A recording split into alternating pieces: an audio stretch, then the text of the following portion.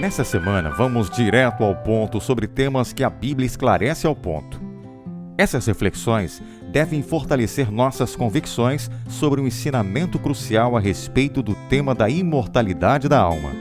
Estudaremos sobre o assunto com foco em algumas dessas passagens bíblicas controversas.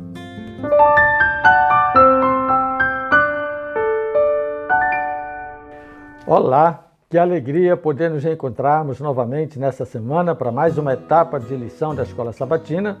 O tema fala de controvérsias, mas eu quero lembrá-los de que nós estamos iniciando, quer ver? Observe na tela aí, a terceira etapa do estudo da nossa lição. Nós começamos com a primeira parte, que tem a temática do pecado e da morte, a segunda parte que fala da ressurreição e da vida, e essa terceira parte eu destaco como sendo uma espécie de estudo adicional, porque vai apresentar diversos temas e passagens como estas desta semana, que tratam de assuntos controversos.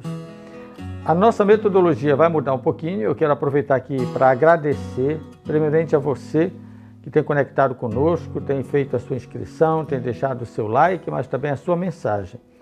Agradecer aos membros e amigos que eu encontro nas diversas igrejas e que vêm falar comigo, agradecendo pelo Direto ao Ponto, pela contribuição que esse programa tem dado à igreja e àqueles que estudam e apreciam a abordagem da lição na unidade de ação. Eu atribuo tudo isso a Deus, a sua misericórdia e a sua direção. E peço a vocês que continuem compartilhando a bênção que recebem, como eu tenho recebido no estudo da Bíblia. Vocês possam compartilhar também com os demais que ainda não estão inscritos e participando dessa nossa interação e de aprendizado. Como eu falei, essa terceira parte, ela apresenta um estudo adicional e nós vamos mudar um pouquinho a metodologia. Nós não vamos utilizar mais aquele recurso da pergunta ao ponto. Nós vamos voltar com essa série em algum outro momento que a lição sugerir. Mas para essas próximas 6 lições, que estão divididas em 2 blocos, a primeira de lição 9, lição 10 e lição 11, e o segundo bloco, lição 12, lição 13 e lição 14, são questões que já são perguntadas na lição. Então não justificaria eu ter que fazer perguntas em cima de outras que já estão sendo trabalhadas. Por conta disso, a minha sugestão é que para as próximas lições você aproveite as próprias perguntas que a lição faz para você encontrar as respostas que precisa para apresentar na sua abordagem temática. Para essa semana, o tema, como foi falado agora há pouco, está ligado a passagens bíblicas controversas. São 5 passagens, 5 temas diferentes que precisam ser bem discutidos para a devida compreensão. Vamos começar com o verso para memorizar? Esse verso é bem conhecido, de João 5,39. Vocês examinam as Escrituras porque julgam ter nelas a vida eterna, e são elas mesmas que testificam de mim. Olha, eu confesso a você que eu não colocaria esse verso como o verso principal da lição. Para essa semana não seria. Eu vou dizer qual seria o meu principal verso da lição para essa semana. Mas há por trás dessa informação do texto para memorizar algo que é imprescindível para a lição. O que você procura quando abre a Bíblia? Aqui pode começar uma controvérsia. Bem aqui pode começar uma questão apologética, discutível, defendida ou não, com razão ou não. O que é que você procura na Bíblia? É argumentos? Então você vai achar muitos. São desculpas para as suas ações? Você vai achar tantas outras. São textos para respaldar o que você fez de certo ou de errado no contexto da sua vida? Você vai achar muitas coisas. Então, do ponto de vista texto bíblico controverso, eu não usaria esse. Mas do ponto de vista propósito para terminar qualquer controvérsia, eu usaria esse, João 5,39. O que é que você procura quando abre a Bíblia? A essência é encontrar o quê? Não é o argumento, não é a razão da opinião, mas é encontrar a vida eterna. E há um outro ponto importante que você precisa considerar. Do que a Bíblia fala na essência? Do que ela testemunha na essência? testemunha de Cristo. Então, todas as nossas ações de controvérsia devem ser minimizadas, se não extintas, a partir dos nossos referenciais. Eu não procuro controvérsia, eu procuro vida eterna. E quando eu procuro vida eterna, eu encontro Jesus testemunhando dela. Ok? Então é importante que você comece a sua abordagem da lição na sua unidade com essa visão. Ok? E nós vamos entender que há passagens bíblicas, inclusive essas que nós vamos estudar, que se elas forem lidas apenas fora de um contexto mais amplo, ela vai respaldar muitas teorias aí, inclusive da imortalidade da alma. Então é importante que, ao você visualizar o esboço, eu estou colocando aí na tela agora o esboço para você compreender, você comece com aquilo que dificilmente eu abordo aqui no meu esboço, que é a lição de sábado. Vocês já sabem que normalmente eu começo com domingo, segunda, terça e vou até sexta. Mas para essa lição, número 9, eu faço questão de chamar a atenção para o texto que eu considero ser o primeiro estágio para a apologia, para a defesa da fé. 1 Pedro 3,15. Olha o que é que o texto diz. Santifiquem a Cristo. Olha na tela aí, vou colocar esse texto na tela.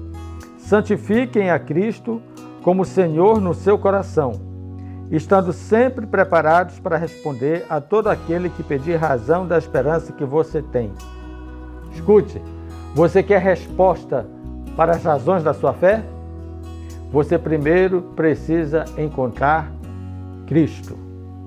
Por isso que o texto de São João 5,39, ele é extraordinário para você evitar conflitos. É a declaração de que devemos buscar encontrar na Bíblia a vida eterna e o testemunho de Jesus a respeito disso. Então, Pedro nos pergunta, santifique o Senhor em vosso coração. Então eu pergunto para você, quem é o Senhor no seu coração? Se você vai abrir a Bíblia para estudar com qualquer pessoa sobre qualquer tema controverso, como é o tema do rico e do Lázaro, do ladrão na cruz, ao lado de Jesus, recebendo a promessa de que naquele dia, segundo algumas interpretações, ele estaria com Jesus no paraíso, como aquela situação de Paulo, ei, eu prefiro ficar, eu prefiro ir, se fosse tão bom se eu pudesse ir para estar na presença do Senhor. Ou então aquele outro texto controverso, de Jesus pregando aos espíritos em prisão. E que tal aquele de Apocalipse, quando João vê almas debaixo do altar clamando pela justiça? Então são textos fortes, eles são textos que provocam profunda reflexão. Então escute aqui, sua abordagem deve ser conclusiva, não exaustiva, ok? O estudo foi em casa. Onde é que você tem que estudar exaustivamente a lição? Em casa. Essa lição número 9, eu diria para você o seguinte, é a lição em que você tem que passar mais tempo estudando em casa. Na igreja não vai dar tempo.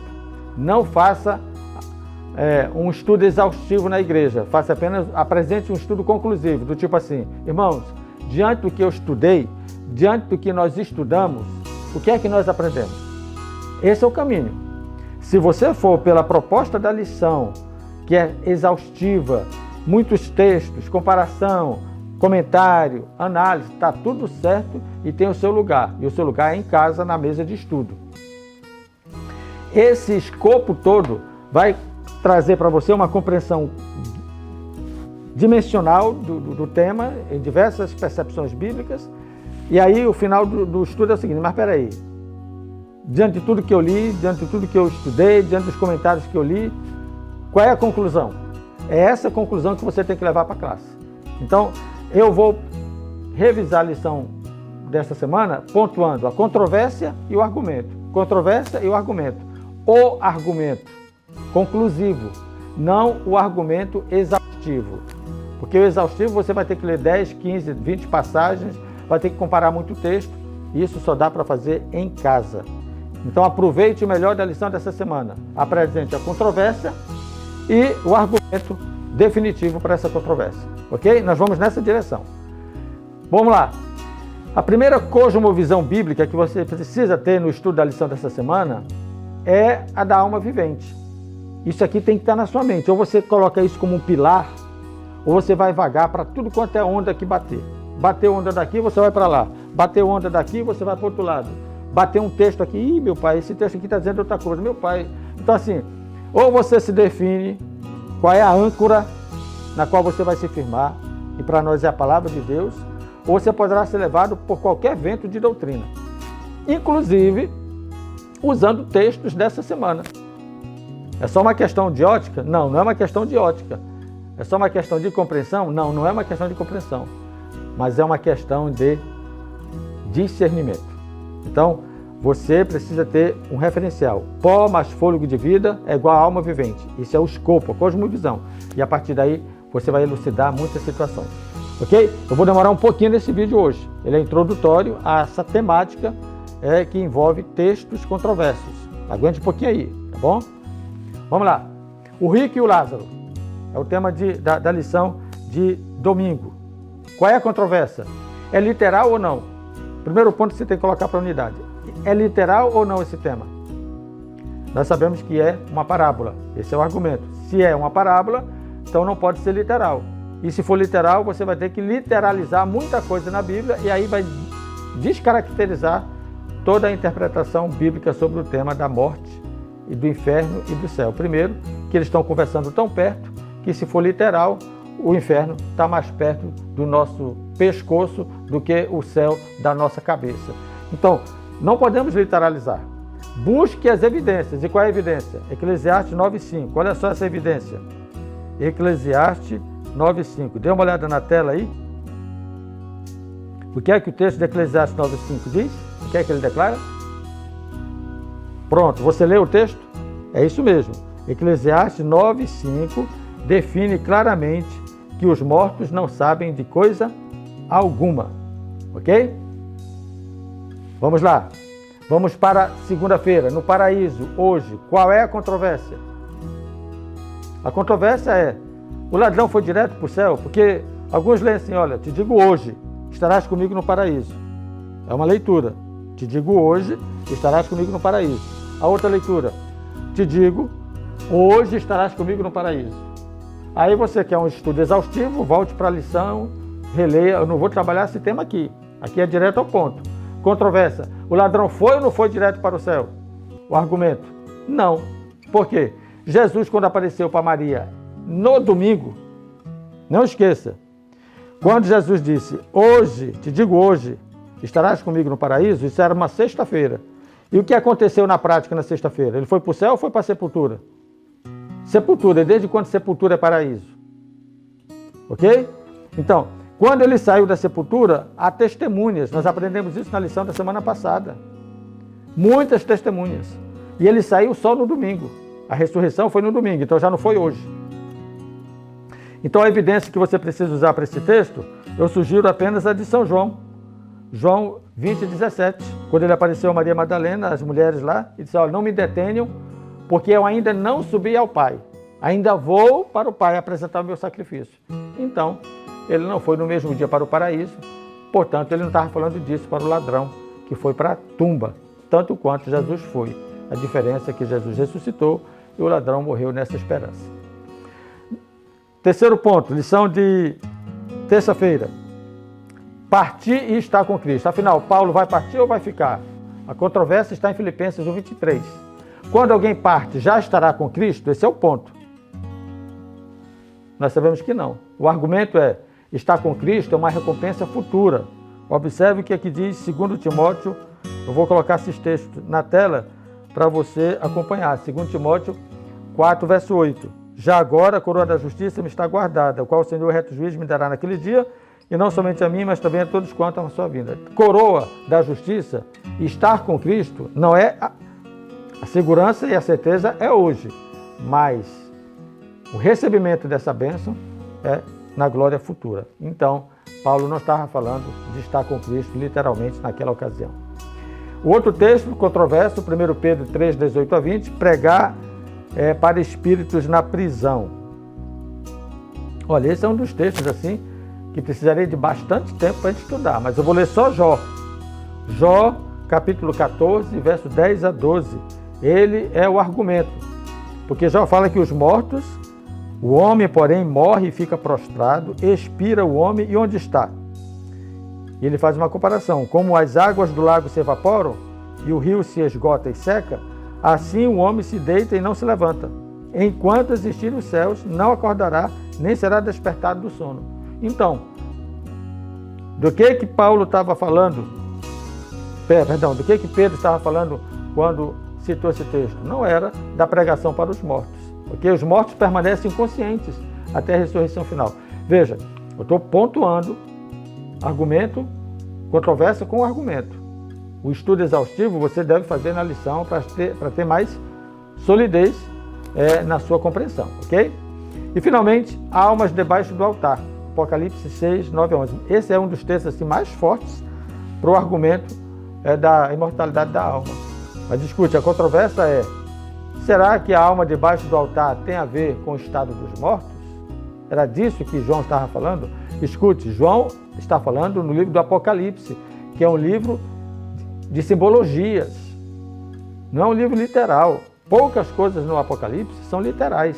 Boa parte do livro são figuras e representações de verdades apresentadas, verdades proféticas apresentadas nesses textos. Então, os mortos não têm desígnio. A expressão clamar debaixo do altar é uma expressão que se equipara ao clamor do sangue de Caim, quando Jesus perguntou por ele, o sangue de Abel, o sangue de Abel, quando Jesus perguntou a Caim: onde é que está o teu irmão? O sangue dele clama. Mas como é que um sangue clama se a pessoa morreu? Entenderam? Então, é nessa perspectiva: meu coração se partiu. Bom, a gente entende. O fulano viajou, o fulano foi embora, o fulano me deixou, a fulana me deixou, meu coração se partiu. Você entende o que a pessoa está dizendo. Então, a mesma percepção quando as almas debaixo do altar estão clamando. Não esqueça que alma, para nós, é a alma vivente. E só existe mediante pó da terra e mais o fôlego de vida. O Salmo 146, verso 4, é um bom argumento que você pode usar para esse texto. Abra sua Bíblia, revise esse texto, ok? Finalizando a minha abordagem, observe aí na tela que a grande controvérsia não é uma coisa de hoje. Foi essa grande controvérsia que determinou o grande conflito. E o que envolve o grande conflito? Envolve o que o Senhor disse e o que o Senhor não disse. Então fiquem atentos. Tem coisas que o Senhor disse e tem coisas que é a serpente que está dizendo. E a grande controvérsia envolve exatamente o que é verdade nesse conflito. Por isso que eu encerro a lição com o texto de 2 Pedro 1,19. Olhe na tela. Assim temos ainda mais segura a palavra profética. E vocês fazem bem em dar atenção a ela, como uma luz que brilha em lugar escuro, até que o dia clareie e a estrela da alva nasça no coração de vocês. Olha, que Deus abençoe a você ter essa luz cada vez mais intensa na sua vida. A luz da palavra de Deus. É no meio da escuridão que a luz traz solução. E a luz, não esqueçam, é Cristo. Ele deve estar no centro da nossa discussão apologética. Vida eterna e Cristo como testemunha. Santifique primeiro o Senhor no seu coração e aí você vai saber lidar com as controvérsias da Bíblia. Que Deus te ilumine para isso e até a próxima semana.